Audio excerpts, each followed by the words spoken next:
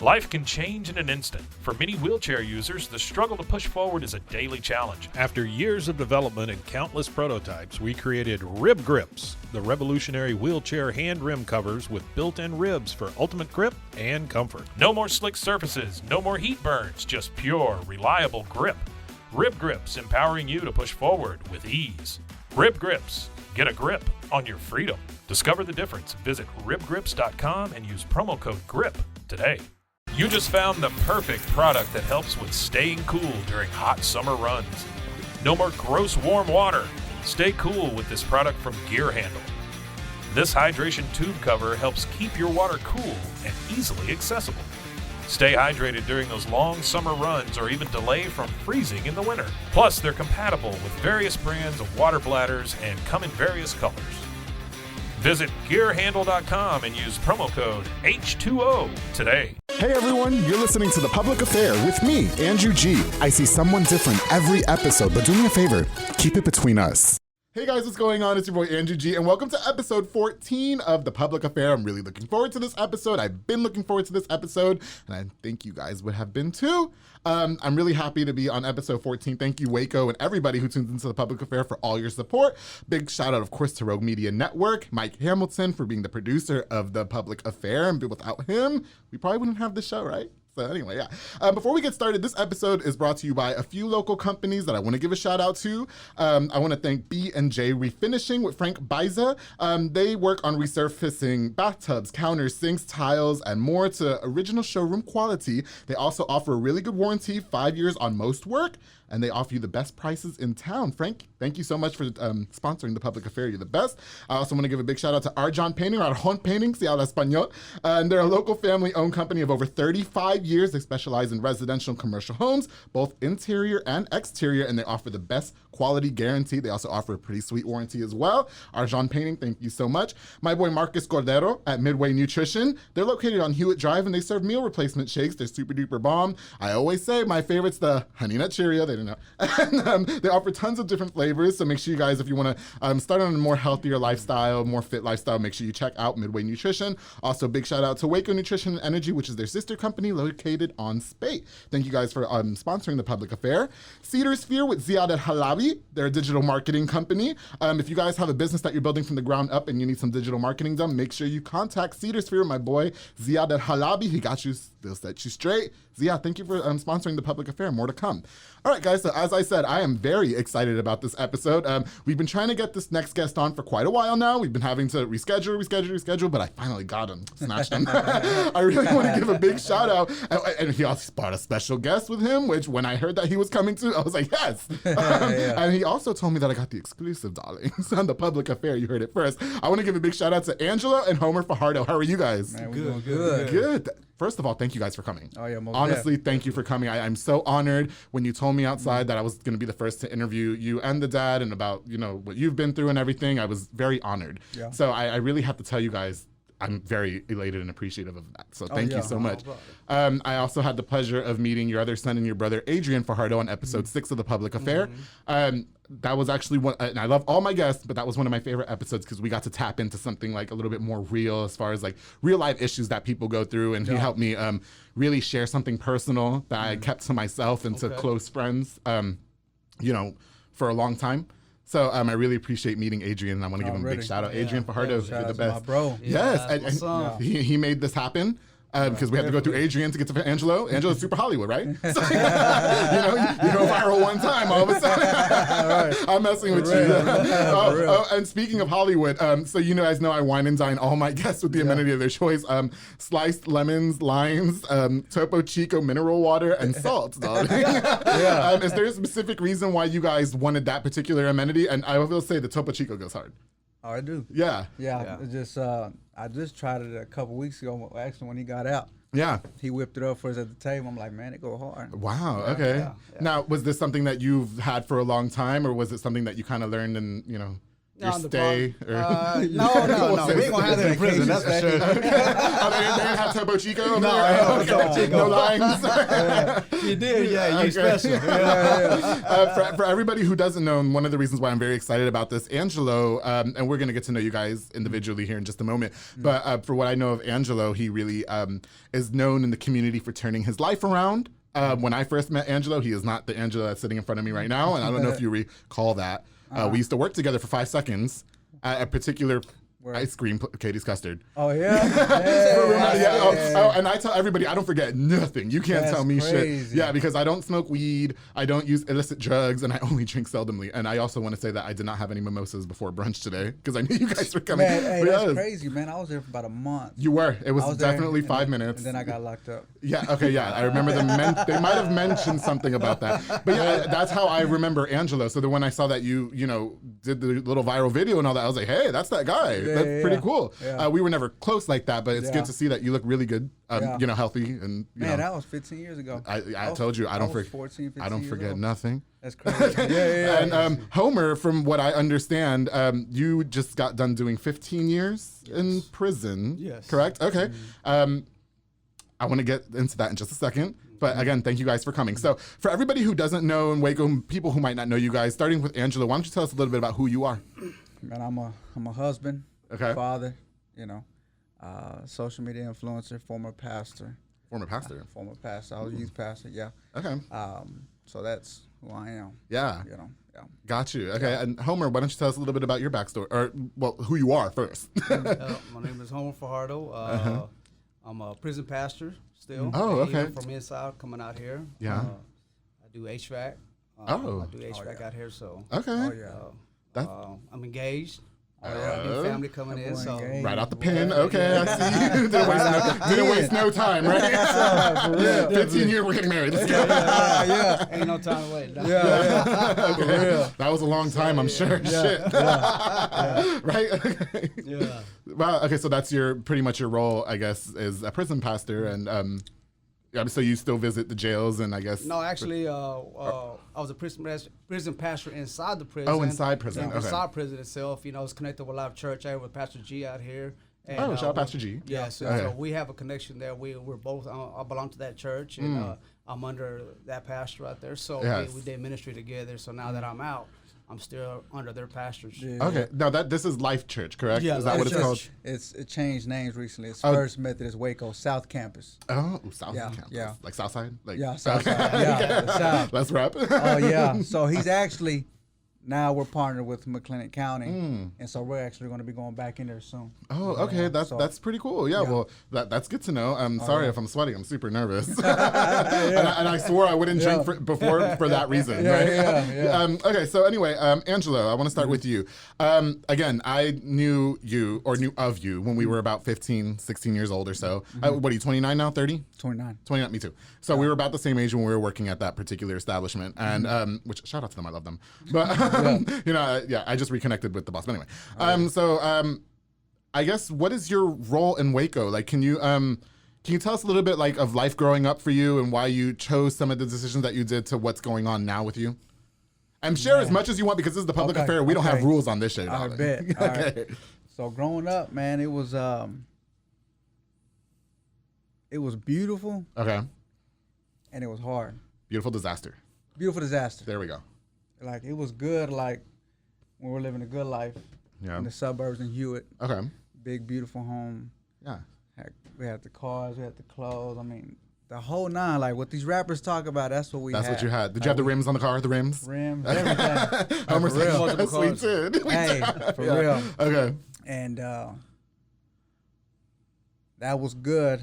Okay. We had material things, but at the same time, it was tough. We've seen a lot of crazy stuff. Oh, okay. You got him being like the biggest dope boy in Waco, and what that comes with that, with that lifestyle comes with all kind of stuff. Yeah. So we've seen a lot, so it was beautiful, but at the same time hard. Okay. Yeah. And then when he went to prison, and I was 13. Okay. I wanted to be just like him. Mm-hmm. But I wasn't street tough. Okay. You know what I'm saying? Like you couldn't throw that in a fight. I could. No, I did. I had to. Oh, you had to. Okay. I had to, but it's like I never wanted to become this thug, this whatever. Right. But being out here alone in the streets for real. Okay. Right. It transformed me, and I was full of hate. Right. I was angry. Right. And I just flipped out. I started, with petty stuff like, theft and different stuff like that. And I started getting into the drug game. Right. Because it's hard, man. I always talk about this. It's like we went from eating steak and shrimp to shrimp flavored ramen noodles. But this is so good. See, it's one thing when you go, it's one thing when you grow up in poverty. It's all you know. It's nothing. Yeah. It's something, but it's it's what you know. Right. But when you go from having everything to nothing, it messes you up. Really? It messes up. Like it messed me, my mom, my brother, my sister. Like. Yeah, your brother shared that. I mean, your mom kind of went through her own little thing as far as alcoholism and stuff that, and your brother and you, I guess, the relationship strained and all that. So I'm sure for you it was tough. Yeah, it was tough, man. Yeah. And, when your mom tells you, we're probably gonna have to move to the Salvation Army. Oh, that messed me up. Wow. And so it was that type of lifestyle. You know, and it was crazy. Wow. Yeah, it's a lot of stuff, man. But then at 21, I was so tired. At 21, right when I turned 21, I decided to change my life. And it's crazy because it seems like I was so young, but I experienced so much over the years. Even as a son, in his growing up, I was like in the drug game myself. Even though I was like 11, I knew his lifestyle. I knew his enemies, some like serious enemies. I would be paranoid at night. Yeah. At 11 years old, looking out the window. That's not a good feeling. No. Yeah, no. I was tired at that age. Yeah. See, we getting deep. We get as deep as you want. Yeah, I'm in. We getting deep. Yeah. This is the first time we ever. But you want to know what? Like here on the Public Affair, I tell everybody to be as fluid as you can. Let out all your truth. This is what the show is for, to give exposure. And this episode is ultimately going to give awareness, because there's a lot of people who are maybe close to what you guys went through as well and don't know how to find that way out. Yeah. Do you know what I mean? Yeah. So I would like for you to be as candid as possible, and as Homar, again, we don't know each other that, but neither of us. Yeah. But I want you guys to feel comfortable. Really just express yourselves, and So Homar, I guess for you, so Adrian as well as Angelo said that you were a pretty big drug lord. Is that a fair? No, not drug lord. Okay. No. Maybe drug lord. You're talking about a chopper. I don't know about all that. Listen, I barely ever smoked a cigarette. I started drinking when I was 21. I was a good kid, mom and dad. Yeah. So you know what I mean. Yeah, drug lord is Pablo Escobar. Okay. Oh, okay. So you weren't like with the girls fanning you with the leaves and stuff like that on the poolside. Homar, can we get to know a little bit about, I guess, you and your story, and how do you feel like what your decisions did to affect your family? Oh, it did a lot. I guess from the beginning, I could actually back up what he was talking about. We used to live in the hood. I used, growing up, start selling dope and all that. But in my mind, I wanted a different life for them. I didn't want them to see that life. That's why when I got the opportunity, I got them out of the hood. Yeah. And took them to a place where they can go, grow up, and be different. Okay. I don't want them to go through what I went through. I went through poverty. I went through the slums. Roaches and everything was crawling on top of the wall. I went to sleep with rats jumping on top of my bed at age 9, 10 years old. So I live in the hood. You know what I mean? That's back then. Yeah, that's Parkside. I remember Parkside. That area, villages, all that area. Oh, okay. So we were living hard. You know what I mean? It was pretty hard for us. So I never wanted them to go through that lifestyle again. Right. Even begin to feel what I went through. Yeah. So I took them out and took them to Hewitt and tried to raise them up differently. But sad to say, I was trying to buy them love with everything that I was giving them, but I would never show them love, because after a while I departed from that. My life was in the street. My life was go to work, maintain, give them food, what they needed. Right. Whatever you need, I got you. But at the same time, there's another double life that I'm living. Okay. So, but my decisions that I made, my selfish decision, because I love that part of life. It was like more like a hobby. Like a rush, maybe? Yeah, it was too. Yeah, it's something like that money as well, but it's money. Yes. And it brings all kinds of things. It brings power. It brings respect. It brings a different type of life around you. You know what I mean? Yeah. But it affected me, because just like my son said, he got tired. I got tired. I got tired of everything, because I had everything a man could want of this world without God. That type of understanding. And at the same time, though, I was tired inside. Yeah. Money, drugs. I did a lot of drugs, money, whatever it comes with it, you know. Yeah. Got tired. Yeah. It's like, man, there's got to be something better than this. Yeah, definitely. So when you moved your family to Hewitt, were you still maintaining that lifestyle of, like, I guess, selling drugs? Was it just Actually, selling drugs? Or you had quit? I quit, actually. Yes. Oh. I just talked about this in this. I just did a video last week. Okay. Actually, I quit. Yeah. I got away from it. So was it? Go ahead. Sorry. Go ahead. Okay. Yeah. So We're all over the place. because I know the whole story. So Yeah. we were in the hood in the South. Mm-hmm. He was hustling, but not as big. He got out the game and he was starting fresh. And then tell him what happened. I had a friend of mine came by and somehow, some way, he found out where I lived at and knocked at the front door, and I opened the door, and we know each other from a long time ago, Right. and so forth, and he came with a proposition, you know, and offered me a lot of money, and said, "Look, I got this to invest with you." Yeah. And at that time, I was barely making it. You know, I had a couple of $100 in my savings account, but I had a new home, I had everything going, you know. And I had to start all over again because I spent a lot of money doing these little, you know, re-renovating and doing certain things for the house. And, you know, and in my mind, I went to sleep and I just kept on thinking about this amount of money that he has that I can invest. And I could do just make a phone call down to Mexico and we're back on, you know what I mean? And I said, you know what, I'm trying to do something different. Okay. You know, so many problems that come behind this to get where I'm at today. Right. But when temptation comes, man, it crawls inside your heart and inside your soul, and it knocks at your door day and night, 24 hours a day. Seriously. It's knocking, and it won't leave you alone. It won't leave you alone. And then before you know it, after about 2 weeks, I said, "You got the money to invest. Let me make a phone call." And I made a phone call, and I never looked back since. Wow. Never looked back since. After that, it just went from one level to the next level to the next level. Yeah. I thought I was going to stop at this certain amount. Right. But no, when you taste the goodness of that lifestyle and that money's coming in, everything is flowing real good, and you have a good operation, you want to say, and everything is operating the way you want it to, and everything was just falling into place. Yeah. It's kind of hard to just say, no, I'm going to stop right here. You know what I mean? But and that's what I kept on going. And they do say that money is the root of all evil, right? Because everybody likes the money. The love of money. The love of money. Okay. The love of money. Because I love money. Ain't bad. But Money ain't bad. No, okay. Money ain't bad. But when you love it, you do anything at any cost to get it. Yeah. It becomes your God. Yeah. Yes. You're right about that. That's a good way to put it. So I guess a lot of the activity that you were involved in, if you don't mind sharing, because, you know, we're past that life, right? So it was a lot of, I guess, drug dealing, and was that the majority of it, or like were you robbing as well? Or No. Okay. No, we don't do drug deal like that. Not that type of drug deal. Okay. It's not like Grand Theft Auto where you go to my car and it's No. We're selling drugs, you know. Okay. Just being a drug dealer. You know, it's a dope boy. And it's so crazy to think, because I talked about this with Adrian as well. I think it's so crazy to think how much people actually spend on drugs. Yeah. Like I had somebody who I was good friends with was addicted, or is, or whatever, addicted to cocaine. And he would tell me that he'd spend about $175 a week. A week, around that amount, on just cocaine, like an 8-ball. I don't know how much an 8-ball is. I don't use drugs. So I was like, God, that's not even my... Okay, well, that's not even one of my bills, though. You know what I mean? Like, what are you talking about $175? You just asked me $50 the other day. Like, what are you talking about?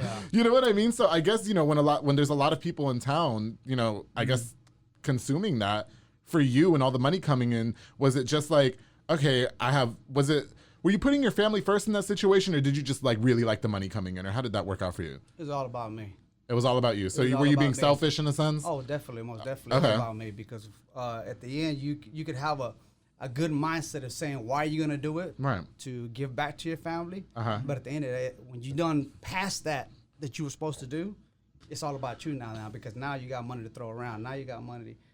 We used to call it trick money. Okay. You know what I mean? We trick around. You know? I was going to say, were there tricks involved? Or? How did that work? He's like, we're not going there. I'm getting engaged. Bro, I would see duffel bags of money. Really? Yeah. So, okay, but like, do you regret it now as, like, 15 years later, and your 11-year-old son, like, at 11 years old, you know, a lot of people are naive at that age. Yeah. And so do you feel bad about the fact that your son was almost following in your footsteps? Oh, most definitely. At that age, for that matter? Oh, most definitely. And you were saying you were running the streets. Was that Hewitt Streets, or what's that? No, were you over there on Lindenblum? When we got raided and we went back to South Waco at 13, that's when I started running the streets. Oh. So yes. I guess the question for me, so you watched a house get raided, okay, which I'm sure was a very scary. Like, how was that moment for you, by the way? So, I thought in a million years that would never happen to me. Because Adrian said it was like a normal like Tuesday. Y'all was just getting ready for school, eating breakfast. Then all of a sudden the cops all over the house. Yeah. I had a field trip that morning.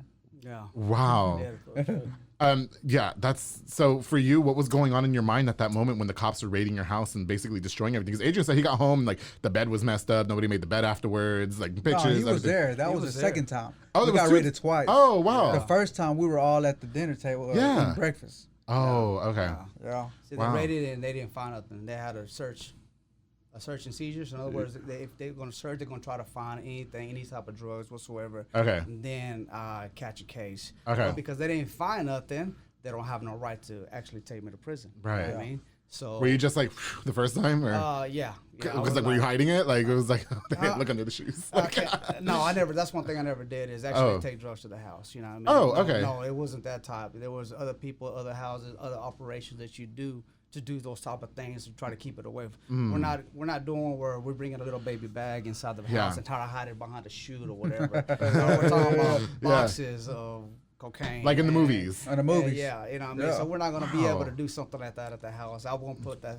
That's one thing I didn't do. Maybe I did some money, you know what I mean? And it's something real quick, but something I did not do. But, you know, sad to say that was that type of life that I lived. You know? Wow. Okay. So so you get raided. Obviously in your mind, you're just like, oh shit, everything is probably over now, right? Did you expect to end up serving 15? Was that your 15-year sentence? Or? No, not yet. No, not yet. Okay. No, not yet. Okay. Actually, my head got big because they didn't find nothing. Right.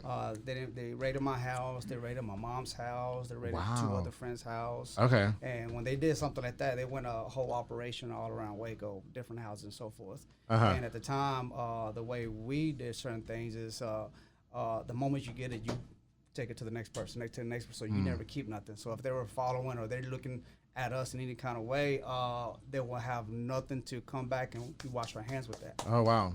So that's the operation they had. So when they came and raided all of our houses, they didn't find nothing, nothing whatsoever. You know, I looked at it and said, I got kind of scared, don't get me wrong. Yeah. I got kind of scared. Because who ain't gonna get scared when the federal government comes knock at your door? I'd be pissing my pants. What are you talking about? Yeah. After a while, it's like, you know, you shake your hand, you shake your shoulders out and say that they couldn't get me. Your head gets you get prideful and so forth. But it also it opened my mind up and say, you know what? Stay away from it. Right. Stay away from it. There's something starting to work inside of me to tell me, hey, get away from it. Get away from it. Okay. And I stayed away from it for 2 years. Right. But sooner or later, you're still gonna have to pay the price no matter what. Like the past catches up to you. Yes, right. In a way. That's right. And 2 years later, that's when they came on a federal indictment. They didn't have to catch nothing with me. Wow. You know, all of this is conspiracy, and that is it. Just 2 years later, though? 18 months exactly. No, but still, like, I'd have been like, forget that shit. Let's go. You thought it was behind you. Yeah. Who the hell? You thought it was behind you. Life is going to go on forward and so forth. Right. But no, it's like.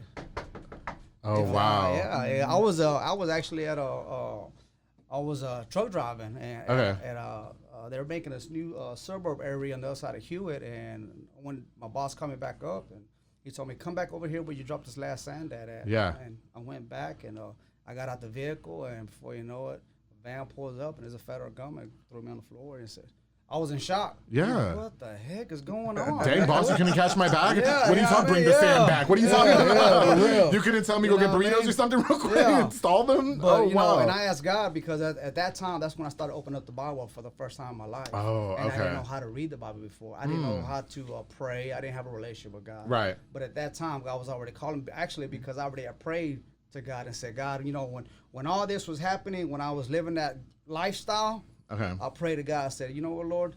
I'm tired of this life. I'm tired of going through everything that I'm going through in life. You know, I got plenty of money, plenty of diamonds. I have a drug addiction, you know, because of the things that I used to do. Right. Everything a man can want, cars, whatever, but yeah, there's still a void inside my life. Right. There's still something missing, you know, and I could not put it together. I'm like, man, what's wrong with me? And I remember that day, man, I asked God, when I'm sitting in my truck, 3 o'clock in the morning, I asked God, I said, you know what? I got everything a man could want in this world. Right. You know what I mean? Things that I have behind the drug dealer. But yes, deep inside, I want change. I want something to happen in my life. Right. I said, I don't care what you have to do to change my life.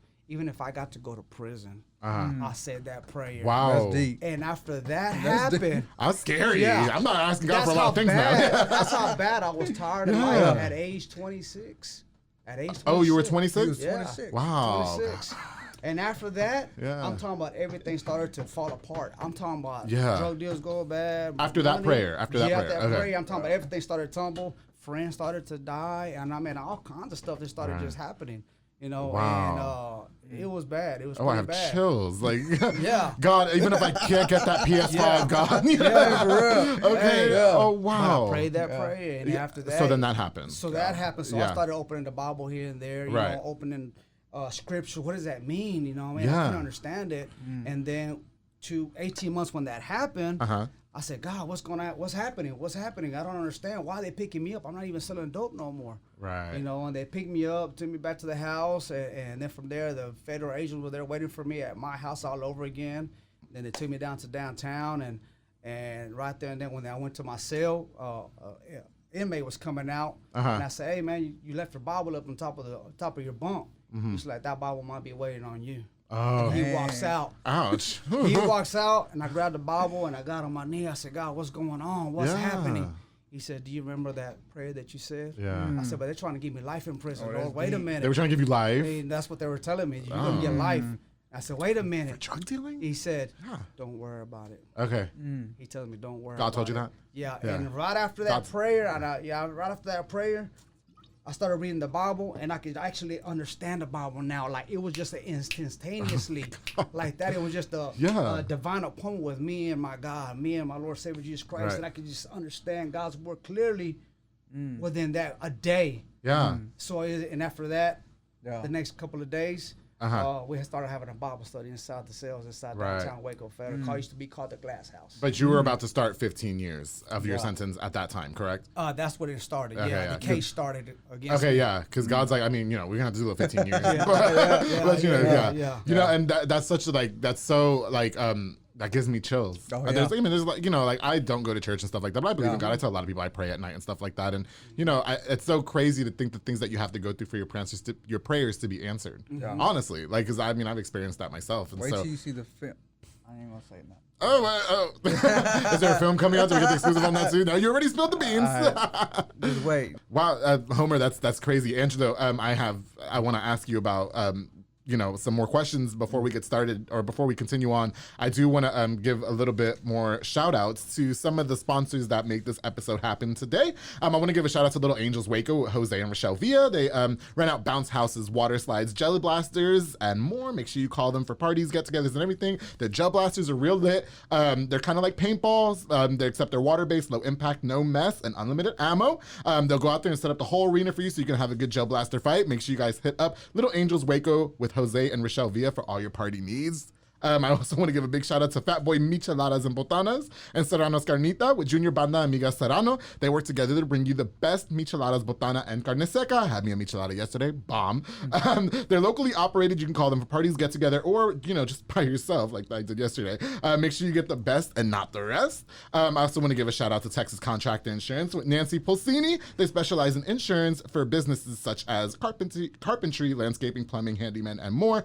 Make sure you hit up Nancy Pulsini for all your business insurance inquiries. Thank you for sponsoring the public affair, guys. All right, moving on. Angelo, so dad's going to jail for 15 years. Oh, and thank you for sharing that. That was really powerful. That was super. Yeah, that was raw. Definitely. Okay, so Homer's going away to jail for 15 years. Angelo, when did your life started getting affected by that? I mean, was it immediately afterwards, or was it some time? It was about it was a couple months. Okay. It was a couple months. I seen. I was trying to be strong because my dad told me right before he left. Mm-hmm. He said, "You need to be the man in the house." Because you're the oldest, correct? Okay.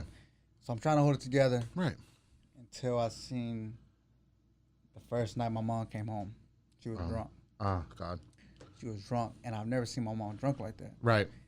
And I was there, me, my little brother, my little sister, and it was like 3 a.m. I'm like, man, what the heck is going on? Like, where's she at? We were worried. She come home.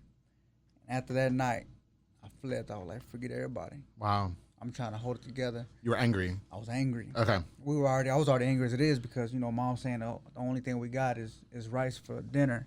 Yeah. And I'm like, what the heck? So after that, I just flipped, man. I flipped. I didn't care about school. I, you know, started doing drugs, pills, you know, Xanax, bars, all that. Oof, God. And then eventually I started selling drugs. And it was easy for me at 16 when I got in the game because there was already respect because who my dad was. I guess the name, maybe. The name. Yeah. So all his homeboys knew who I was. Oh. So it was easy. I didn't have to mess with little kids my age. Right. The grown man said, okay, you need this much? Okay, let's go. And I just got in that game and I already had a vision. I wanted to become the biggest dope boy in Waco. Wow. I had a vision. Yeah. I was already setting up a team and everything. Uh-huh. Dead serious. At 17. Uh-huh. And started trafficking weapons at the same time, doing all that. Yeah. All kind of guns. I was at One Stop Shop Okay. on Jane Street. Like if I need a Uzi, I can go to you and get an Uzi? M16, whatever you needed. Where were you when I was 17? Yeah. Yeah. And so it got crazy, man. You know what I'm saying? And so, yeah. Okay, so as far as we talked a little bit about the drug addiction, which is like what I kind of want. Maybe not well, would you say you were addicted to drugs? At one point, I was a hustler. Right. But at the same time, when you got money and you're 17, Yeah. 18, making good money, you know, I'm buying all kind of bars and Xanax and You can have whatever you want. whatever I want. Yeah. So then I got addicted to Xanax for a couple months, and Right. Homer, you as well. Were you addicted to drugs when you were selling them, or? Oh yeah, Okay. I'll grab a key opener in the middle and throw it on top of the table and let's go. So what kind of drugs were you guys using? Cocaine. Cocaine. Cocaine. That's a rich man's drug. Yeah. From what I hear, that $175 a week. I don't know about all that. Yep. We're not doing bargains. Like it's Yeah. not on sale this week. Yeah. Yeah. Okay. So was that the same for you? Was it? It was mostly, I got- guess, pills and. A Coke came when I was like 20. When I got out the game, I had like 6 pending charges. Wow. I was stressed. I was like, man, I'm finna go do some time. I'm gonna start doing powder drinking. Wow. And yeah. Was that scary for you though? Did you think about the repercussions of using? Because I've watched somebody think, or I don't know how it works, thought he was overdosing on cocaine, and I took him to the hospital, and I just remember him breaking down and like crying, and he's like, I feel like my heart's gonna be beat out of my chest, like I feel like it's gonna explode, and I mean he's just going fucking crazy, and I'm Gave just him like. milk. I didn't know what to do. I'm at home in bed. I leave with like looking a hot ass mess to go to the hospital, and like I take him, and and the hospital lady, I just will always remember her name was Dr. Pepper. Yeah. And she said, "There's nothing we can do for you. Yeah. Like, how do you want us to stop your heart from exploding? Yeah. Like so. Yeah. I mean, did you guys ever experience something like that? Like maybe almost overdosing? Oh, yeah. Definitely. Wow. And that's not was that not because for him it wasn't an eye opener? Yeah. What about for you? No. It's not because you're addicted. At the moment, you probably try to have a little. Like I'm gonna turn my life. Appointment on your personal life Right. of eye opener, but once you calm down and relax and you like that high, Right. you're gonna do smaller than what your amount that you were doing. Oh yeah, compared I to OD what- 3 times. Really? Yeah, the Wow. first time was at university in 9th Okay. grade. I OD'd in the class, and my homeboys came and got me from Coach Renfro's class. Okay. You went to university. Shout out to University, yeah. Okay. So they get me, take me out there, and they took me to the hospital. That's the first time I OD'd. Wow. Yeah. And I'm sure, like I said, when I went through that experience with me and the person are no longer friends, but it was just, it would make me so angry because like we go to the hospital, Dr. Pepper says, I can't do anything for you. Like your heart's going to explode. Her name really was Dr. Pepper. The soda. But she's like, we can't do anything for you. I can't help you get over this. Like you just got to stop using it. Yeah. And it would get to the point where that guy was lying about being clean because he started using it like in secrecy. You know what I mean? And a lot of the people that we hung out with didn't realize that he really did have an issue. They thought it was just recreational. And I was like, no, this person has a bigger problem than what we think. Yeah. You know what I mean? Like how much he's spending a week. It's terrible.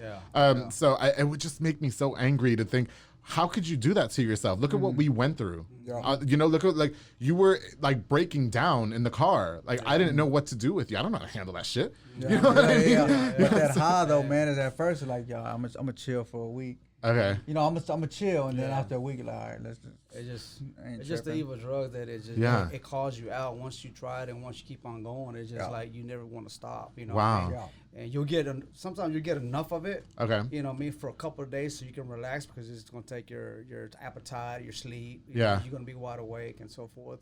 And you know, you like the atmosphere of it, you know. Right. We used to call it the rich man's high back in the days. I don't know if it still is today. It's very day. I don't know how it goes, but so you keep on going, then you withdraw from it, recuperate all over again. So it's like a hangover, and let's go at it again. Wow, really?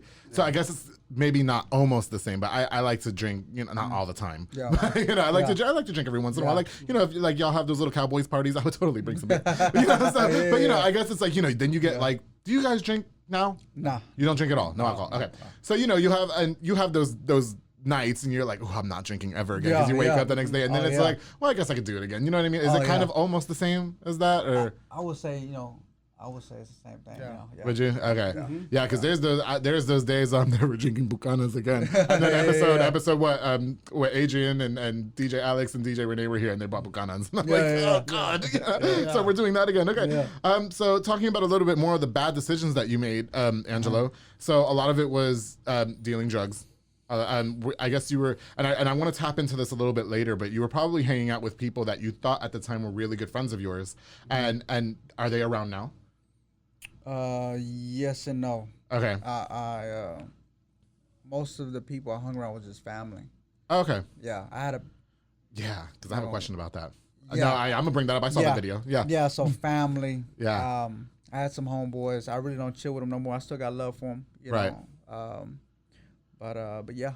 I think it's important to say that you wish the best for everybody. Yeah. But you learn real quick, because again, I recently went through this, that you surround yourself with a group of people that you think really are invested in you. Oh, yeah. And then, like, once shit starts hitting the fan, then you really realize, okay, this person is not, like, you're just here for convenience. Like, we can get high together. We can get drunk together. And that's it. Yeah. You're not in my life to help elevate me. You're not in my life to help me push me forward. You know what I mean? So I guess, would you guys say you experienced a lot of that as well? Or? Well, so, like, when I was trying to change, I had to cut some people off. Right. Family members. But when I change and I know I can go back around that crowd, because, you know, influence. Yeah. When you're trying to change and, you know, being around certain people, it can hinder that change. Right. As soon as I change and I can handle myself and I go around certain people, you know, I started doing that. But, you know, today I got family and friends I can go around. Okay. But they still in different lifestyles. Right. I still got love for them. Right. You know. Yeah. But then I got friends that, you know, successful people. Right. That help me level up. Okay. You know. And I feel like that's so important. It's like we're both the same age. Yeah. And there were friends who I thought were gonna be in my lifetime forever. Yeah. And once I realized that you were really just, I guess, hindering my level up, because I'm constantly having to wipe your ass, so to speak, and cover up everything for you and make sure you're good. I wasn't focused on myself. Yeah. That's not a good person to be around. You know what I mean? Yeah. You know? I would say, you know, cut a tie. Yeah. Level up. And go back and bring them with you. Well, yeah, we'll see. I'm still in the stages of F you, but we're being honest, right? I'm still in the stages of you can go right to hell and kiss my ass. But anyway, and we talked about it with Adrian Fajardo, and it was just a lot of things that transpired, and you know, I found the forgiveness, and anyway, move on. You know, I want to talk a little bit, Homer, about your prison life. You know, right before the, you know, I'm gonna make a little joke. Right? You know, Homer was in jail for 15 years. Okay, that's a long time. Homer has an iPhone now, and you know what the hell he was like, hello, you know, like turn this off. I don't know, she's talking to me. You know, and Adrian said that I can say this. I always have a joke that first of all, if I ever went to prison and I was involved in some bullshit, like and there was people involved too, we're going down together. Yeah, we're all going down. Don't you ever rob a bank with me, because I'm snitching. I don't give a fuck. No, it was him. What 6ix9ine do? I don't care. No, we're going there. I fuck that. Y'all are all coming in here together with me. And then when I go to, God forbid, you know, if I ever do have to go to prison because I get involved in some shit like that, which probably would never happen. But you know, my prison name would totally be Big Peaches. You know what I mean? Because I feel like that's super hard, right? Because you ever seen the movies? Their name be like Tiny and shit like that, like something not like So I feel like Big Peach is like, oh shit, there goes Big big peaches. Yo, give me your apple and shut up. Oh man. Okay, so no, prison life. You know what? We have this thing called Netflix now, Homer. And no, okay, stop. He was in prison 15 years. Y'all didn't have Netflix, right? How much access to the outside world did you have in prison, honestly? Just the TV, the station that we get. But like, and then watch The View. That's it. Like, you know what I mean? You know? But they had cable. You know. Oh, they had cable. They got cable. Okay, no. Cable. So we have this show. We have Netflix. You know what Netflix is. And there's a show called Orange Is the New Black. And it's about a bunch of women that are in prison. The woman went in there because her past caught up to her, and she's in jail for like 19 months or something like that. So they make prison look like a little get together, like, oh, we're just in here having fun instead of our time. What can you give us like a little insight about what prison is really like? I mean, surely it's not like that. Or it depends what prison you go to. Where were you serving? I went to Beaumont. Okay. I went to Beaumont, the medium, Beaumont medium. When I got there the first day, went in there, there's all types of people, all types of background, race, and so forth. So automatically, I've never been in prison before, so you think about what you've seen on TV. You know, a lot of your homeboys that went to prison. Right. You know, me growing up as a young kid, as a teenager, at 12 years old, we're already in the streets, already street life. In other words, gangbanging and so forth. 13, 14 here in Waco. Right. So our mindset was, one day we're gonna make it to the pen.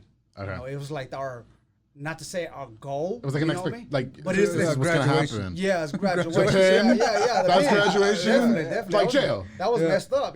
That's our mentality at that time. We're talking about in the 80s. You know what I mean? I hope they have a fountain in there. Like, hopefully you ain't trying to make it there, but at the same time, if you made it to the pen, hey, we salute you. You made it. It was like that. Okay. Yeah, like okay, little home, we got out the prison. You know what I mean? Hey, he did his time. You know what I mean? So hey. He's an OG now, you know what I mean? Wow. So at that age, it's like, shoot, I think I'm going to end up being in the pen too. At 12 years old, we were thinking that way. Because our life was already thinking about crime to the whole period of our future. Right. So, on our minds, all these years we've been preparing for this. Now, as a grown man, I didn't think that way anymore. Right. That's the last thing I want to do is get to prison, you know what I mean? But now I have to face the piper. I have to be there. I have to go, you know what I mean? So we hit the compound, and all kinds of people come up to you, who you are, where you from, who you're gonna roll with, and so forth. Well, I'm Big Peaches. I'm rolling by myself. who's rolling with me? I'm sorry. Go ahead. Definitely. So did you have a prison name? No. Okay. Big Peaches. Later on, I just pastor. That's it. Okay. Just pastor. Okay. Pastor. So they come up to you like, who you rolling with? And, yeah. Who you roll with? What you down for? I say I ain't down with no one. Right. I came by myself. I leave by myself. Oh. You know what I mean? How'd they respond to that? They didn't like that one bit. You know what I mean? They didn't like it one bit. I remember looking at this is like the biggest cell. This room is about as big as a cell, and they're looking out. I'm looking out the window, and there are about 25 guys outside talking about, we're going to do this, we're going to do that. I'm like, hey, God. I said, for the first time in my life, I'm going to trust you with my life, you know what I mean? Wow. Because this is, when I say I want change, when I opened that Bible and I gave my life to Christ and so forth, I want to change in my life. I didn't want to live that old life. I did the street life so many years out here in the streets. Yeah. I'm not going to bring that type of mentality into the prison system because I actually do want to change. Right. There was something that's embedded inside of me, which is called the Holy Spirit. Yeah. That is leading me to change, to move around and do a 360. Okay. What I always thought was normal, now it's unnormal to me. Yeah. So I have to make a stand for myself. Just like I had a stand for the enemy, saying at the time when I was here in the street life, now I'm going to make a stand for Jesus Christ. Wow. At all costs, no matter what comes my way. Straight up. Ooh, we're preaching in here, huh? Oh, yeah. So they coming up to me and saying, you got a couple of minutes to tell us who you're going to run with. Wow. Or you got to go. You got to get off this pound. You got to leave this prison. Where am I supposed to go? That's called protective custody. Oh, okay. Yeah, protective custody. In other words, you got to turn yourself in. That's the last thing I'm going to do. Right. No, because I ain't going to do that. I'm not going to do that. So y'all got to do what you got to do. You know what I mean? So we back and forth. You versus 25 of them. Yeah. And there's two dudes coming in my cell telling me, "Hey, man, you gotta roll someone. You gotta do this." Yeah. I'm like, look, I ain't no snitch. I got my paperwork. I got everything. You got to show paperwork and so forth. Right. Of what you done and so forth. You to know, the inmates or? Yeah, to the inmates. Oh, I thought it was like, don't say nothing. Like, I thought that was a rule. Like, you don't say what we're in here for. Yeah. Ain't no rule. Ain't no rule. Oh. Well, there's no rules on the public affair either. But Jesus Christ, I wasn't gonna, you know what I mean? Like, so like, look, I don't got nothing to hide, but this is who I am. Yeah. And they weren't trying to hear that until about 20 minutes later, 30 minutes later.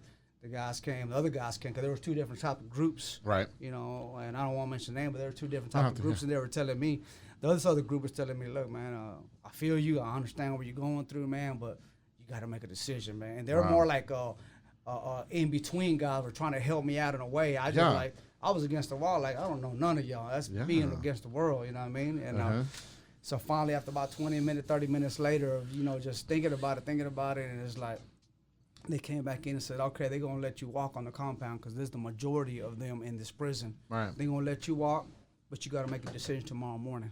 It's like, man, I've been in the county already for a while now, and then I come out, I want to take a shower, I want to do that. It's like, man, hey, go ahead, here we're going to give you some sandals. Here you go, man, don't worry about it. They ain't going to do nothing. You got to pass until tomorrow morning. Right. So in the morning, man, I just get up real quick, doors open up, because they lock them at nighttime, you know what I mean? By 9:45, they lock automatically. They come and lock them, the cells. 9:45, I got up. Showing up, they're waiting around me. I said, man, I'm finna go get my clothes. A squad of people following me around. It's like, okay, I'm finna get a job. I'm finna get stabbed, whatever. My God. So I'm like, can y'all leave me alone for a second? Hold on.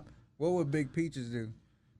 Yo, I would have been adamant. Y'all rolling with me, okay? Okay. I want my Pop-Tarts in the morning, since y'all all standing there, and make sure they're hot too. All right. And I want s'mores. Don't come in here with blueberry. Don't come in here with chocolate chip. I want s'mores. And we doing this. What's up? I would have had the Rainbow Riders behind me too. It's popping.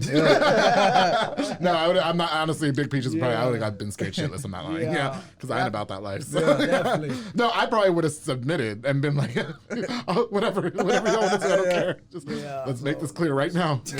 Whose girlfriend am I? What's up? Who do we belong to? I tell you what, that wasn't gonna be my option. No, you weren't gonna do that. No. But survival of the fittest. Okay, I can't mind. So when Big Peaches gets to jail, like whatever. Yeah, okay. Let's establish shit right now. Okay, who do I belong to? I don't want to belong to you. Like, what's up? So they follow me around. And, about I go get my clothes and all that and so forth, and finally, you know, I go to breakfast and I'm meeting other people around, you know, and I come back and a couple of Christian brothers come up to me. It's like, you barely got here? Like, yeah. They give me a care package. Oh. And I'm not like, hey, who are you? And I'm like, no, we're the brothers in Christ, you know what I mean? And we want to help you out, man. Here we go, man. Some sandals, some food, some, you know, a little care package they give you out. Right. Like, all right, so, you know, you're sketchy, you know, you look around, you don't trust no one in prison, you know what I mean? It's just by yourself, you know? Yeah. You consider solo. I mean, you don't get no help from no one. Right. You know, and that's fine. I'm willing to do my own, you know what I mean? Right. So they invite me to go out to the yard and, you know, I meet some other people. And like, hey, how you doing, brother? All right, then we want to invite you to church. I said, okay, now I know who they really are. They're authentic or what they're talking about. Right. So I started going to church with them and so forth. Remember the third day when we went outside, there was bands playing outside, and when you hit that prison, the very first day when I hit the prison, you can feel the atmosphere. There's a vibe inside when you walking down the range, and you feel it. It's like it's not normal, right? And it's just a bad feeling, you know. It's an ugly feeling, you know. Surely and it's not nice. So the fourth day that I was there, I'll take that back. That second day when all these guys kept on following me around, they called me. They went to my cell and a bunch of them and say, "Hey, you come with me." Wow. I said, "Let's go. I gotta fade there. I gotta see what's going on." You know what I mean? Because they told me I had so much time to make up my mind. So they took me to a cell. He said, "You go inside that cell." I said, "No, I ain't going in that cell." I said, "Just relax, man. Don't worry about it. Just go inside that cell, man." I look outside. When I went to that cell, there were about 25 guys in front of the cell. With the 25 people. It's crazy because there's a lot of them, you know what I mean? The dude sitting in the cell, he walks in, I walk in like, "What's up, man?" I look, man. I said, I've been watching you, I've been investigating you, man, and because it make you take off your shirt, and I got tattoos all over. Oh, So okay. they want to know you've been a gang affiliate out here in the streets, or you come from a different prison. They'll investigate you. It's a whole investigation. Wow. Are we interviewing for prison? Like, was Yeah. It's the FBI in there. Yeah. Oh, really? Oh, yeah, definitely. Yeah. Okay. They'll find information and find out about you. Believe me. it's going to cost you 15 cents in a Snickers. What's up? So he said, we've been investigating you, you know what I mean? I know your buddy got sentenced, you know, because, and anyways, they said, hey, we're going to have to let you make it. Go ahead and you can walk the compound. You can stay here. Don't worry about it. But we find out something different. I'm going to tell you, I'll be the first one to stab you, okay? I said, Wow, all to your right. face like that? Yeah, I'll be the first one to stab you. Oh, wow. I'll be the first one to take care of you. No, and they were more concerned about maybe you being a part of a rival gang or something like that? Okay, yeah. Yeah, definitely. And you're over here just like, look at, I asked God to help change my life, and now I'm here. So y'all really gotta like get the hell away from me, okay? Like right now, me and God are not talking. Okay? Yeah, so- definitely. Well, don't get me wrong. I'm still in my flesh because I'm a baby Christian now. You know. Oh, what I mean? okay. So I'm still feeling. You know, when somebody tells you, "Hey, I'm gonna stab you," you know what I mean? Your mind is like, man, I'd have shit my pants right there. You got 25 guys, but you know, hey, don't Yeah. get it twisted. You know what I mean? Hey, I know where I come from. I come from Waco. You know what I mean? So Okay. you still have that little mentality. You Oh, still okay. trying in the phase of changing. You know what I mean? Yeah. So, but I said, you know what? God's just telling me, don't let your pride kill you. Okay, got All you. right? Oh, yeah, that pride. So we come Yeah. out, you know, okay, 3 days later after that incident, I come outside and I was with another guy, another Christian brother. There's some bands playing outside, and I felt that same feeling again, that feeling that Eerie, it's in the atmosphere. And I see people backing up, looking against the basketball court. Yeah. And we turn around, and nobody was on the basketball court but two dudes. One was on the floor, and the dude had a shank that big and just pop, pop, pop. Back to back, and there was a big old puddle of blood all the way around. Was this to you? No, Oh, to somebody else. no, Okay, to somebody else. I was like, somebody wow. else. Somebody else. Yeah. Somebody else. Did that person? Somebody peace else. out, or- Man, I'll tell you in a little while. Oh, okay. I'm talking about it. It was ugly. It was gruesome. Wow. Gruesome. I'm talking about it, and there was no officer come by and save that dude's life. You know what I mean? So I knew right then that it was real. Oh, I wow. knew it was real. It was really real. They That's- call it Bloody Beaumont. They call Okay. it Bloody Beaumont for a reason. Yeah, I didn't know. I've heard of blood in, blood out. I just never. Bloody Beaumont, you know what I mean? Yeah. So I said, all right. I said, I know where I'm at. You know what I mean? Okay. I really, Reality set in at that point. yeah. Don't get me wrong. It's a time of a reflection of a lot of things and your surroundings, but at Right. the same time, it's time for you to actually be in a person of prayer. Yeah. We prayed for that man right there. That man got stabbed 50 times. 50 times, and he still lived. He lived. He lived. Hey, was he from Waco? No. Oh, No, okay. he was- Well, and the get guy- him on here. The guy was about to leave in 5 days, and him and Wow. his friend were fighting over $5. $5. I can't even buy a number 2 at Jack in the Box for $5. They're It's like- fighting for $5. Wow. The guy wanted him to pay his $5 before he left. before he left. Yeah. But damn, I had 5 days. You couldn't give me a minute? Like, you know, we don't get paid yet. Like, That's why they call it Bloody Beaumont. Wow, that's crazy. So, okay, prison for 15 years. How were you able to keep up with the times again? Like, you're just discovering what an iPhone is, and we've had iPhone for, years. So, how were you able to keep up with the times in prison? Or when you got out, it was just a whole new world for you? Like, what was it like getting out for you? It was a big transition. Yeah. It was a big transition. Because 15 years is a long time, Yeah. guys. Like, Actually, I don't supposed to be out right now. I had got a 24-year sentence and 4 years running currently with my 20. So right now, I'm supposed to be 2 more years locked up. Okay. You know, but because of the COVID and Oh. by the favor of God, most of all. Yeah. I take that back. It wasn't because of COVID. Right. It's because I was blessed and highly favored that they picked me out of that bunch. And I was like the 7th and 8th person that called me. I was like, this is a piece of paper. You want to go to home confinement? You want to sign here? I was like, where do I sign that quick? That's halfway house, right? That's what they call it, home confinement? Yeah, Or- home confinement. Okay. But I'm home confined in my home now. Oh, you're home. Yeah. Oh, okay, Yeah, okay. my home. Yeah, because Adrian, you have to have the address to the studio. I Yes, guess, like, yes, so yes. it's like that. I'm like, Yes, I gotta have a 2-hour pass. Like right now, it has to be a 2-hour pass. Yeah. Oh, And after okay. that, I gotta go back and I gotta make a phone call and say I'm back. no, we'll have him out of Yeah, here yeah, on yeah, time. yeah. Yeah, okay, Yeah, for yeah, sure. That's probably 3. Yeah, we good, we good. So Yeah, no, that's yeah. how. That's still. I'm still under the BOP custody. Okay, Yeah. but there's no chance of you going back unless you F up, right? Yeah, that's Okay, right, that's and you're right, not that's effing right. up. Oh, You're heck done. no, Yeah, no, no, 15 no, years. no. But that's what I'm saying. Like, you get out, like, we've had, like, when you in there, it was probably PlayStation 1. We're going to PlayStation 5 now. And then we have iPhone 11, 12. We have all this advance of technology where now, like 15 years ago, like we could communicate with each other and we don't even know each other. I can reach family in New York, Florida with the internet. We have the internet in the palm of our hands now. We can do anything. I can order food on my phone. You know, like what like were you just mind blown? Like how long did it take for you to adjust? Oh man, it was. Were you crying?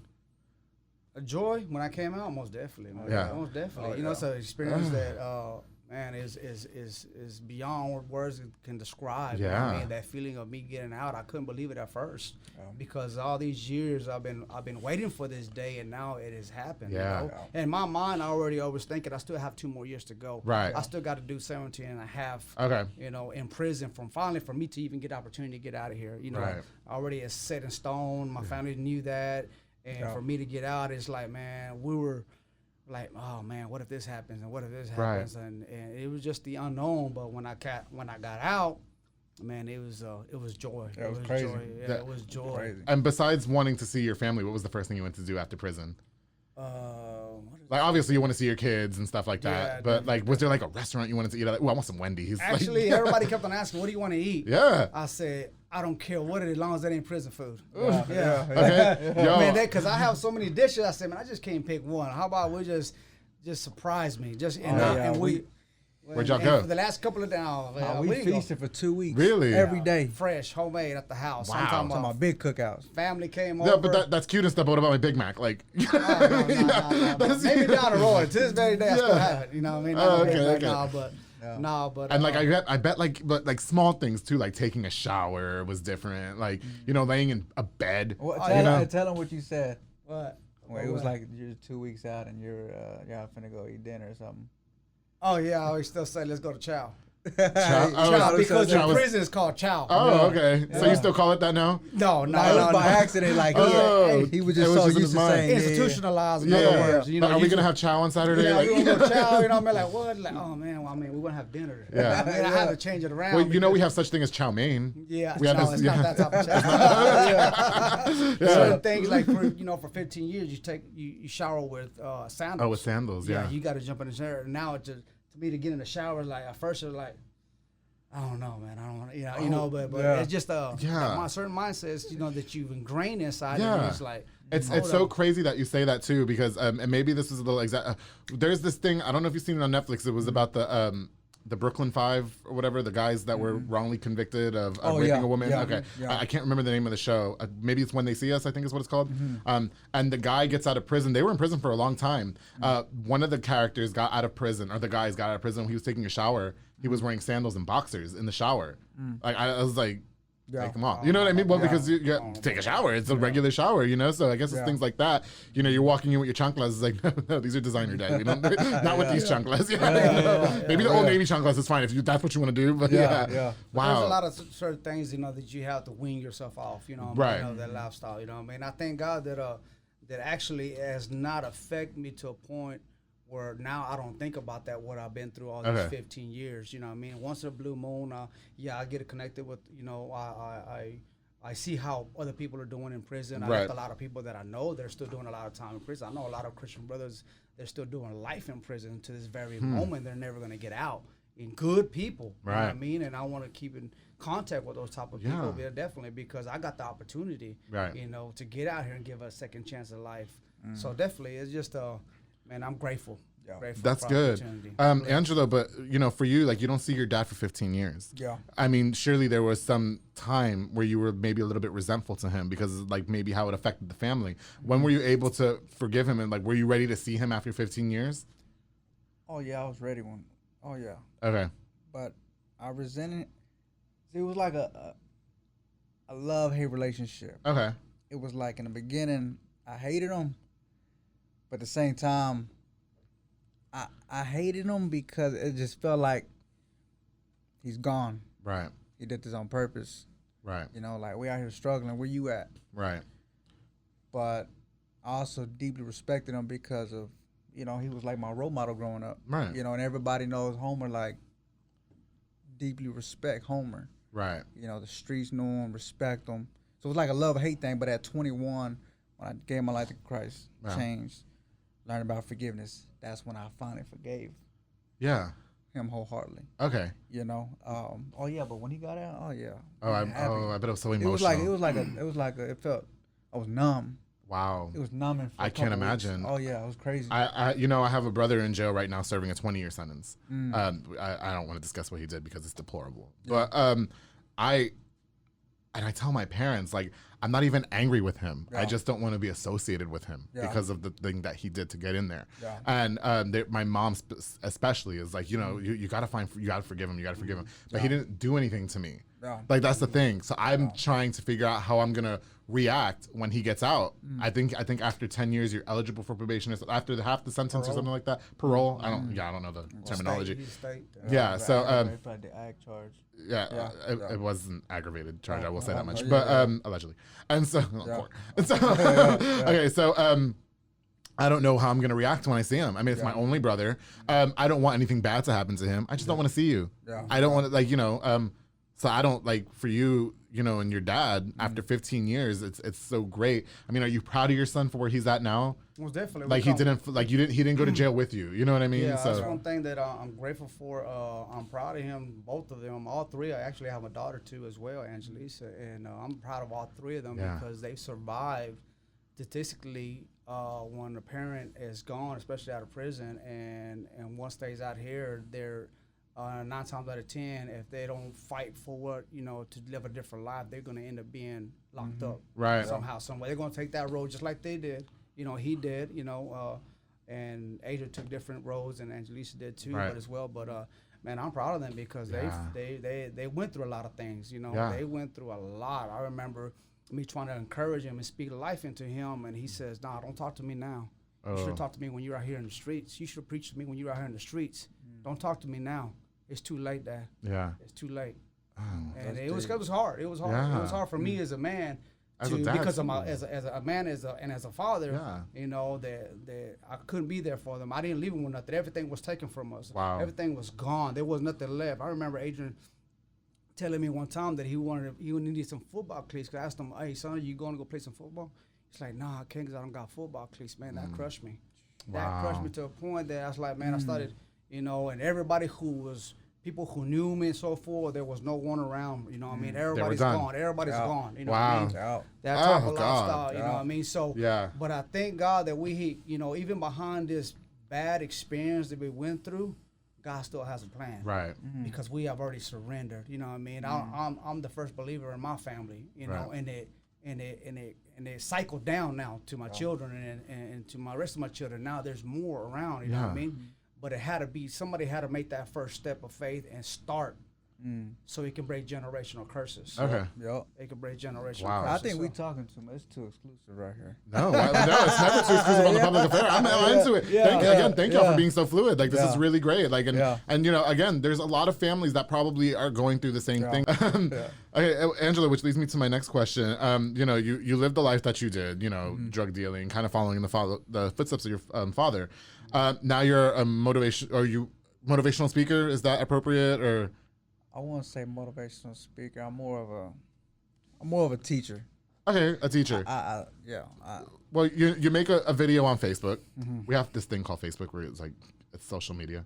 No, he got one now. Oh, you got a Facebook now? You gotta accept my Facebook friend request so I can start tagging you in the promotions, please. Okay? Andrew Gomez. I promise that's as far as it'll go. I promise. Yeah. So and tagging's one. Anyway, so your video, you make a video on Facebook. This was in 2017. Okay. Goes viral. You start getting a lot of attention. Was that your focus, or what inspired you to do that, or how did that work out for you? So, the reason why I started, it was the summer of 17. Okay. Posted a video about how the title was, the number one question people asked me, can you get drunk and still get high and still come to church? And I put, yes, let me explain. Yeah. And I did that. The caption had everybody go crazy. So it got 8,000 views, and I'm like, man, that's crazy. I'm just used to getting 500 views. And that was and that video was supposed to draw people to Life Church, the church I was at. Right. I just, and it got that many people. I'm like, man, you know what I'm saying? Let me do it again. My heart is reaching people. Yeah. That is my heart. Yeah. To share my story, so forth. I said, let me do it again. And I did it on Father's Day. And I did it, it was about, forgiveness. Yeah. That hit 90,000. I'm like, oh, crap. It's crazy. Wow. Let me do it again. I love reaching people. I've Yeah. always had a heart to reach out. Okay. Did it again.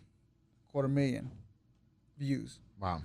Crazy. So then, one more time, it was a lot. In 17, there was a lot of tension with the police. People recording the police. Get pulled over. Yes. Did that, and it hit 1 million views. And I remember I had an anxiety attack that day. I had an anxiety attack. Okay. I was over the 18th Street Bridge. I pulled up in front of George's. Had an anxiety attack. Like, I was so nervous. Like, wow. Like, it was overwhelming? It was overwhelming. Okay. I had an anxiety attack from everybody. I thought, I'm going to have a heart attack. Yeah. And, yeah, man, just after that, it just took off. Wow. You know. Okay, yeah. So you go viral and it gains a lot of attention. Yeah. I would say nowadays, respectfully, that it's pretty much the same. I think a lot of the community or people that may have walked in the same shoes as you goes through a lot. Do you feel a lot of pressure even to this day to, I guess, maintain a positive lifestyle? And no, because like you can't mess up because now your whole family's under the radar. You know, for the most part. No, I don't feel as much pressure. I mean, there's pressure, but there was pressure when I became that youth pastor. Okay. Because, you have that role. A lot of people in the community knew who I was. I was, reaching out to a lot of teenagers. Right. That was a pressure, like, you got to be that role model. Like, how do I reach them? And yeah, so forth. And so so when this came along, it was some pressure. It was a lot of pressure in the beginning. Yeah. But now I've learned how to balance it, Yeah, so forth. and I was gonna say, I mean, do you feel a lot of pressure maintaining that lifestyle? Because again, like when Adrian was here and I asked him the same question, I met a person who was like, yeah, I really changed my life around. I'm a man of God, this and that. And I go to Junction 84 a week later, we party together, right? But I told him, I was just like, hey, like you didn't have to do that. Like I'm not gonna judge you. You know what I mean? Because sometimes everybody just gotta go out and party for a little bit. You know what I mean? Yeah. Like I'm not gonna not think that you're into God and stuff like that. Because he begged me. He said, "Please don't tell anybody." I'm not gonna say his name, but he was like, "Please don't tell anybody that we did this. Like, don't show pictures, this and that." I was like, "Man, I don't judge you personally. I don't judge you. But you also don't have to go around.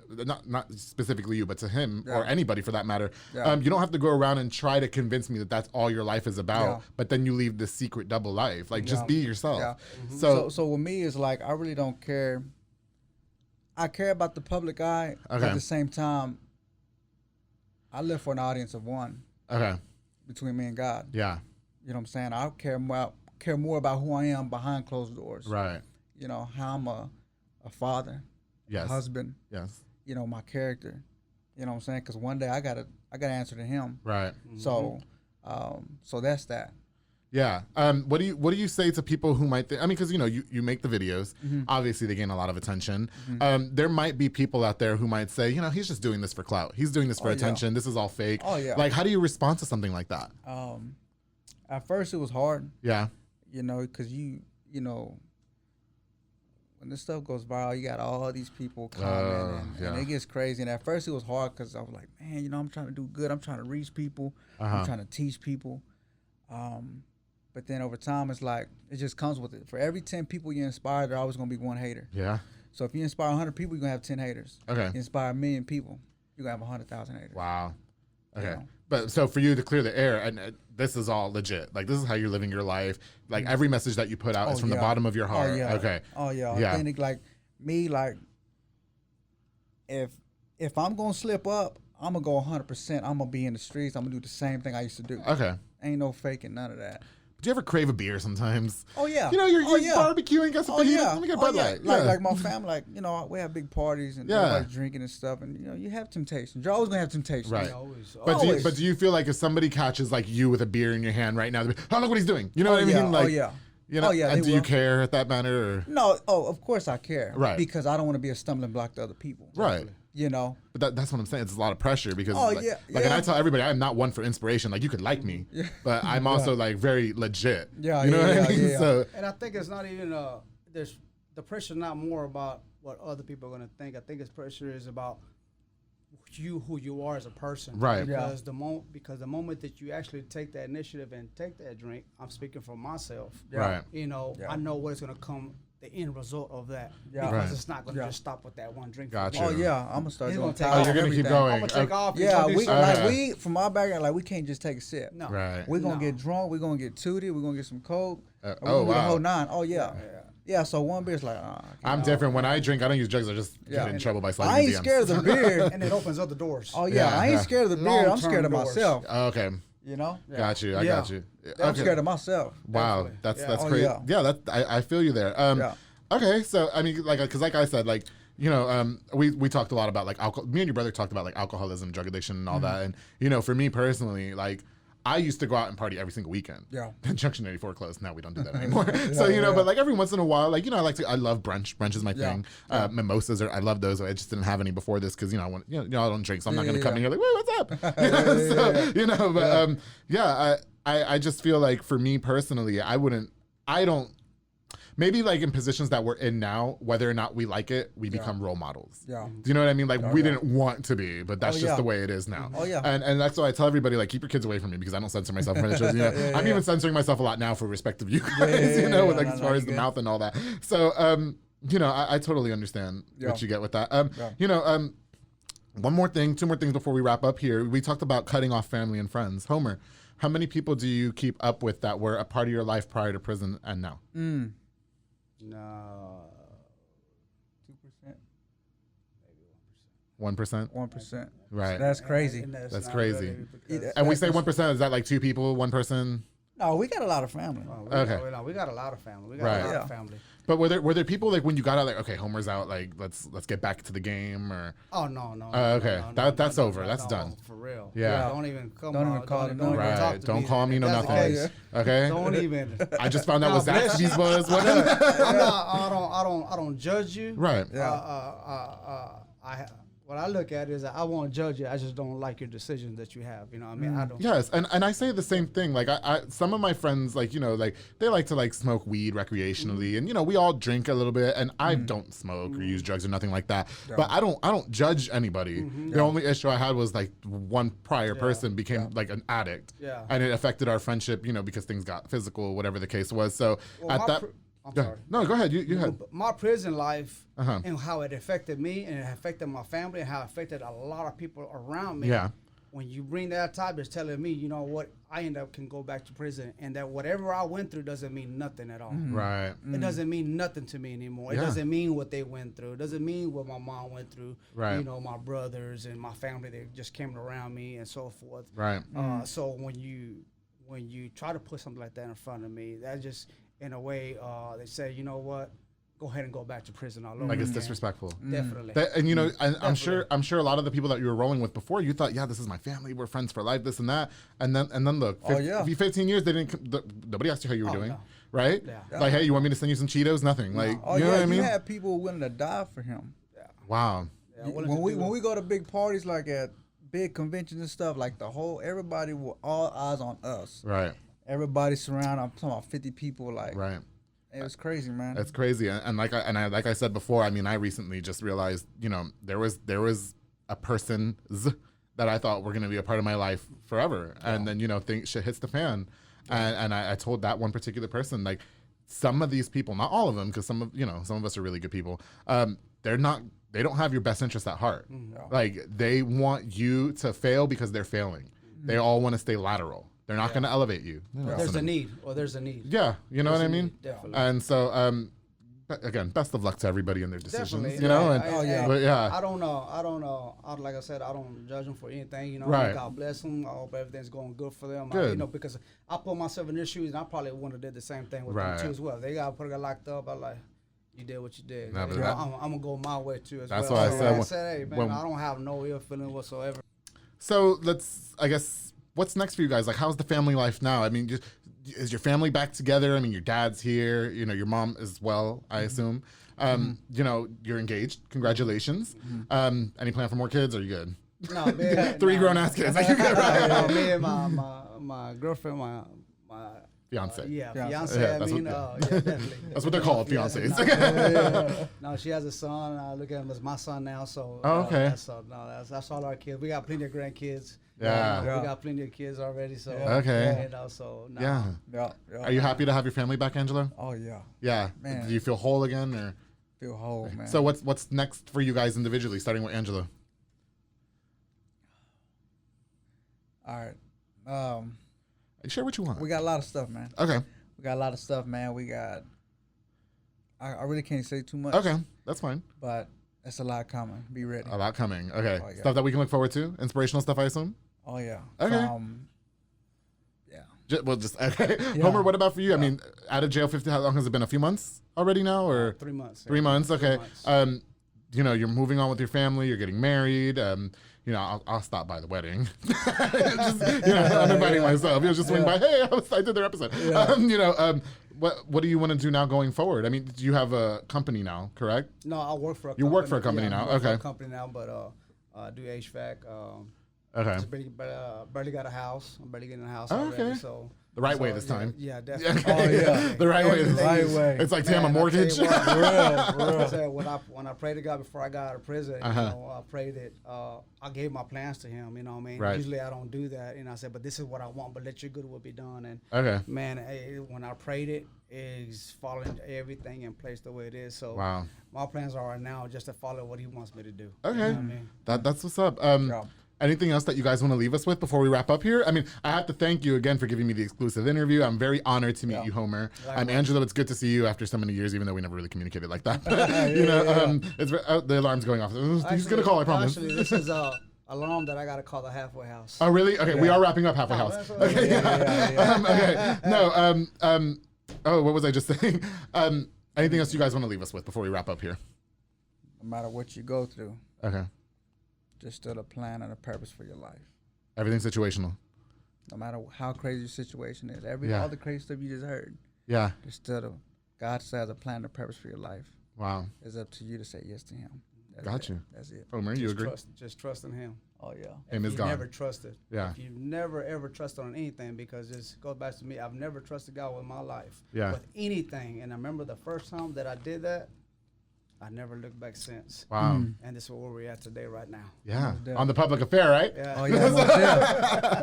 Well, yeah. I have to thank you guys again so much for Oh, coming. yeah. I mean, this was a long time coming. Angela, I reached out to you a long time ago, and Yeah. I'm happy that you're a part of episode 14 of The Public Affair. Oh, yeah, most definitely. I was so happy to meet Adrian Fajardo on episode 6 of The Public Affair. That was a very powerful episode. This episode did the same for me. Yeah. I met Angelisa when... that's her name. When Adrian came, Yeah. very nice girl. I'm very happy that your family's back together. I hope that you guys will continue to maintain good lifestyles as you want. Yeah. Yeah. I hope that we can all keep in touch. Oh, For yeah. sure. If I ever need a word, me and God are tight too. Like we're tight in a different way. He's Yeah, cool, you know what I mean? yeah. But He loves you, I'll tell you that. I love God too. God, me and God, Yeah, already. I prayed for that arcade cabinet and I got to pre-order it the other day. You know what I mean? So I was like, okay, that's what's up, God. Already. Angelo, can our followers follow you on any Instagram, Facebook, all that? Yeah, official Angelo Fajardo.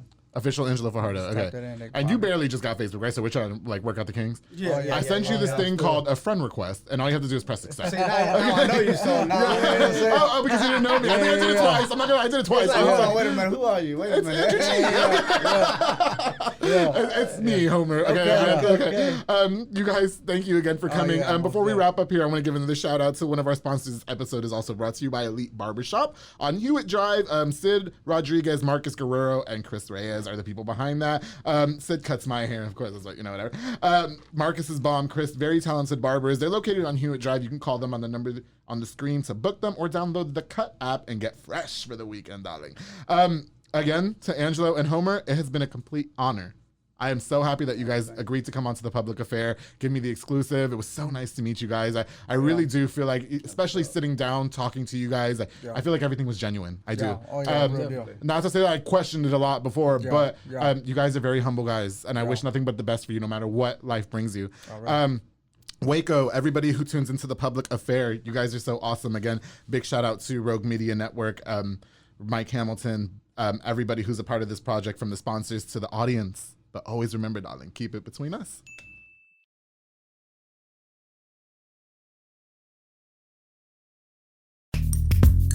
Are you a podcaster? Let's talk podcast hosting. Are you tired of your current podcast host? Need real support in a community that gets it? At Rogue Media Network, we offer top-tier podcast hosting services to help you thrive. From hosting and distribution to dedicated support, we've got you covered. Starting as low as $25 a month. Join our community of passionate podcasters today. Contact us at hello@roguemedianetwork.com.